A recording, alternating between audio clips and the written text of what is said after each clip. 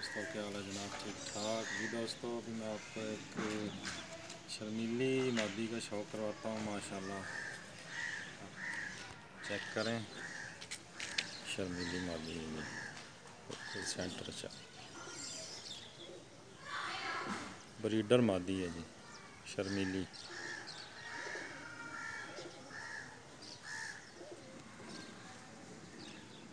Mind कर रही है।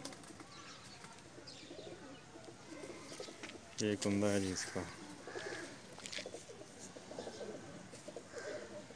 पूरा कुंदा दिखा।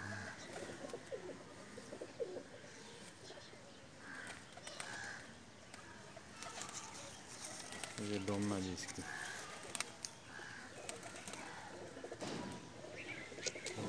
ये पंजे हैं।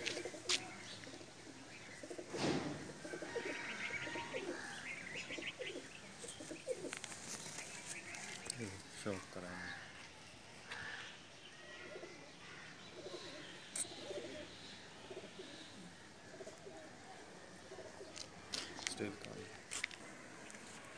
ये दोस्तों ये मादी जिसका शौक करवाया मैंने, ब्रीडर मादी है जी।